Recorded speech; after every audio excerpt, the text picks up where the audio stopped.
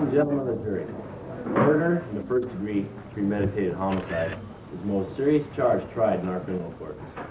You have heard a long and complex case, and now it is your duty to sit down and try to separate the facts from the fancy. One man is dead, and the life of another is at stake. If there is a reasonable doubt in your minds as to the guilt of the accused, then you must find him not guilty. If, however, there is no reasonable doubt in your minds, then you must find him guilty. Whichever way you decide, your verdict must be unanimous. I urge you to deliberate honestly and thoughtfully. You are faced with a grave responsibility. Thank you.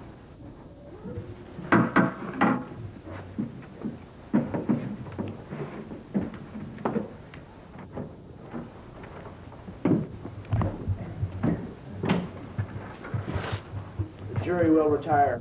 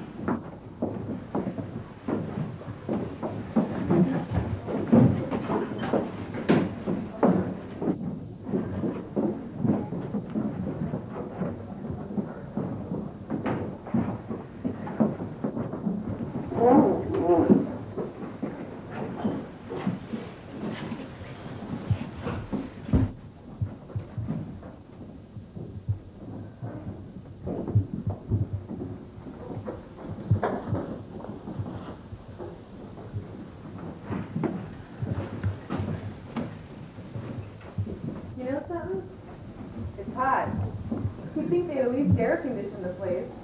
I almost dropped dead in court. Okay, everybody's here. If you need me, I'm right outside the door. Knock.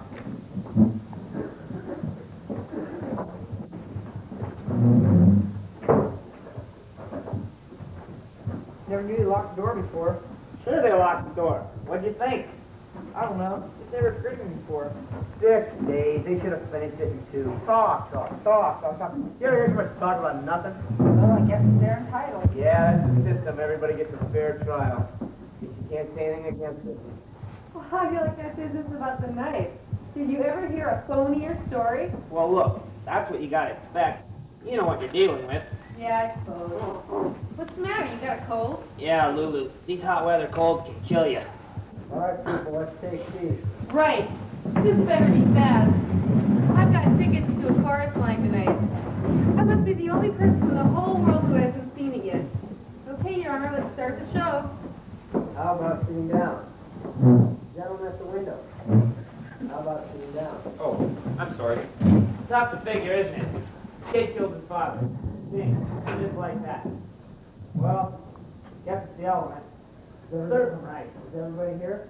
Those ladies in the John. We'd like to get started. I'm sorry, I didn't mean to keep you waiting.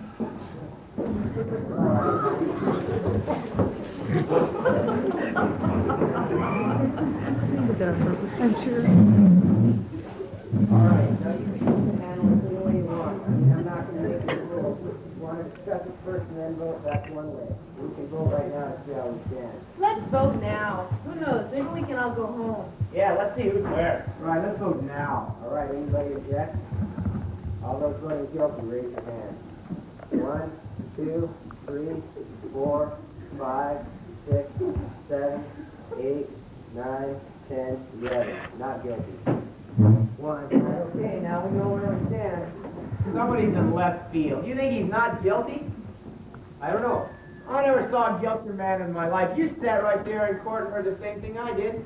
You could see the man's a dangerous criminal.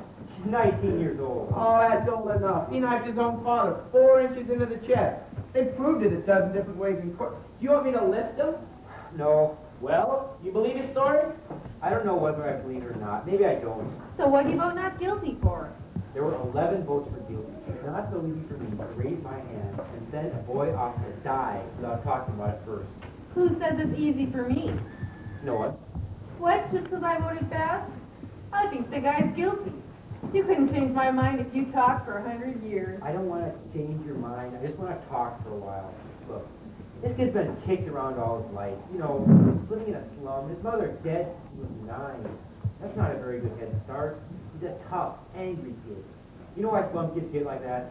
We knock him on the head once a day, every day. I just think we owe him a few words, that's all. Listen here, mister. We don't owe him a thing. He got a fair trial, didn't he? You know what that trial cost? He's lucky he got it. Look, we're all grown up here. You're not supposed to tell us that we're supposed to believe him, knowing what he is. I've lived among them all my life. You can't believe a word they say. You know that. I don't know that. What a terrible thing for a man to believe. Since when is dishonesty a group characteristic? You have no monopoly on the truth. All right, it's not Sunday. We don't need a sermon. But what this man said is very dangerous. I don't see any need for argument like this. I think we have to behave like adults. Right. If we're going to discuss the case, let's discuss the facts. That's a good point. We have a job to do. Let's do it. Anyone does not mind. I'm going to join us. I may have an idea. I'm just thinking out loud that it seems to me that it's up to us to convince this gentleman that we're right and he's wrong. I don't know, maybe if we take a minute or two and put aside off the side. Sounds fair enough. Suppose we go once around the table. Yeah, sure, first. Oh, well, I just think it's good. I thought it was obvious. Nobody proved otherwise. Nobody has to prove otherwise. The burden of proof is on the prosecution. The defendant doesn't have to open his mouth. That's in the Constitution, the Fifth Amendment. You've heard of it. Well, sure, I've heard of it. What I meant was, oh, well, I just think it's good. All right, let's take the facts. Number 1, the old man lived on the 2nd floor underneath the room where the killing took place. At 10 minutes after 12, he said he heard noises. He said it sounded like a fight. He said the kid yelled, "I'm going to kill you." A second later, he heard the father's body fall. He ran to the door, saw the kid running down the stairs. He called the cops, and they find the father with a knife in his chest. In the corner, 50 times of death around midnight. Right. Now what else do you want? The boy's entire story is flimsy. He claims he's at the movie. That's a little ridiculous, isn't it? He doesn't even remember which pictures he saw. That's right. Did you hear that? You're absolutely right. Look, what about the woman across the street? If her testimony doesn't prove it, then nothing does. That's right. She saw the killing, didn't she? Let's go in order. Just a minute. It's hot, you know. This woman's trying to go to sleep.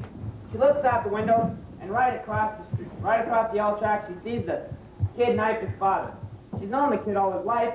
His windows are hers across the L track. And she swore she saw him do it. The windows of a passing elevated train. Okay, and they proved in court that you can look through the windows of a passing L train at night and see what's happening on the other side. They proved it. I'd like to ask you something. How can you believe her? She's one of them, too, isn't she? You're a pretty smart fellow, aren't you? All right, take it easy. Come on now. What are you letting him get you all worked up for? Now relax. Calm down. It's your turn. I'll pass it. That's your privilege. How about you? Well, I don't know. I started to be convinced, you know, with the testimony from the people across the hall. Didn't they say something about argument between the father and the boy around 7 o'clock that night? I mean, I could be wrong. I think it was 8 o'clock, not 7. That's right, 8 o'clock. They heard the father hit the boy twice, and then saw the boy walking angrily out of the house. What does that prove? Well, it doesn't exactly prove anything. It's just part of the picture. I didn't say it proved anything. Anything else? No. All right, how about you? I don't know. Most of it's been said already. We can talk all day about this thing, but I think we're wasting our time. Look at the kid's record. At 15, he was in reform school. He stole a car. He was arrested for knife fighting. He was picked up for mugging. I think they even said he stabbed somebody in the arm. This is a very fine boy. Ever since he was 5 years old, his father beat him up regularly. He was a spit. So would I, a kid like that. You're right. Damn kid, you know. I got a kid. When he was 8 years old, I saw him run from a fight. I was so ashamed, I told him right then and there. When I got a man out of you or bust you up in little pieces trying. When he's 15, he hit me in the face. We're big now, you know. Haven't seen him in 3 years. Rotten kid, you worked your heart out. Right, let's get on with it. We're missing the point here. This boy, let's say the product of a filthy neighborhood and a broken home. We can't help that. We're not here to go into reasons why slums are breeding grounds for criminals. They are, and I know it. So do you. Children who come out of slum backgrounds are potential menaces to society. You said it there. I don't want any part of it. Believe me. I've been so all my life. Oh, now wait a second. I was thinking back to the school started. Maybe it still spells on me. Must be reasonable. There's nothing personal here. There is something personal. Come on now, fella. He didn't mean you. Let's not be too sensitive. I can understand you. Let's stop the bickering. We're wasting time. It's your turn. All right. I had a peculiar feeling about this trial. Somehow, I felt the defense counsel never really conducted a thorough cross-examination. I mean, he was appointed by the court to defend the boy. He hardly seemed interested. Too many questions were left unasked. What about the questions that were asked? For instance, let's take that cute little switch knife. You know, the one the fine, upright kid admitted buying? All right, let's talk about it. Let's get in here and look at it. I'd like to see it again, Mr. Foreman. Well, see why we gotta look at it again. We all know what it looks like. What do you think? The gentleman has a right to exhibit and evidence. It's all right with me. This knife is a pretty strong piece of evidence, don't you agree? Yes, I do. The boy had been leaving his house around 8 o'clock that night after being stopped by his father. Or punch. Or punch. He went to a neighborhood store where he bought a switch knife. The storekeeper was arrested the following day when he admitted he was selling it to the boy. It was a very unusual knife. Why did the boy buy the knife? As a present for his friend, he said. Am I right so far? You're right. You bet she's right. Now you listen to this broad. She knows what she's talking about. Next, on the way home, the boy claimed that the knife must have fallen through a hole in his pocket and that he never saw it again. Now there's the story. You know what actually happened. The boy went home a few hours later, stabbed his father with it, and even remembered to wipe off his fingerprints. Everybody connected with the case identified this knife. Now are you trying to tell me that somebody picked the knife up off the street, went to the boy's house, and stabbed his father with it just to be amusing? No, I'm trying to say that it's possible the boy lost a knife and that someone stabbed his father with a similar knife. It's possible. Take a look at this knife. It's a very strange knife. I've never seen like this before in my life. Neither have the storekeepers who sold it to him. Aren't you trying to make us accept a pretty incredible coincidence? I'm not trying to make anyone accept it. I'm just trying to say that it's possible. And I'm saying it's not possible. What are you doing? Yeah, what is it? Who do you think you are? You got the same knife. Quiet. Let's be quiet. Where did you get it? Got it last night at a little junk shop around the corner from the boy's house. It cost me $2. Now listen, you pulled a real smart trick here, mister, but you proved zero. What happens if there's 10 knives like it? So what? So maybe there are. The boy lied, you know He it. may have lied. You think he lied? Now that's a stupid question. Sure he lied. You? You don't have to ask me that. You know my answer. He lied. Well, what about you? Do you think he lied? I don't know. Wait a second. What are you, the guy's lawyer? There are still 11 of us who think he's guilty. You're alone. What do you think you're going to accomplish? Do you want to be stubborn and hang this jury? He'll be tried again and found guilty sure as he's born. You're probably right. So what are you going to do about it? We can be here all night. It's only one night. Then he died. Well, whose fault is that? Do you think maybe if we went over it again, talk about it? Did anyone force him to kill his father? How do you like her? Like someone forced him. Well, that's because not the point. At that point, no one forced anybody. That's all I like. Just a minute. Some of us have got better things to do than sit around a jury room all night. I can understand a word here. Why do the hot pocket one? That's a good point. I think we ought to get on with it. Well, what do you got to say? You're the one pulling up the show.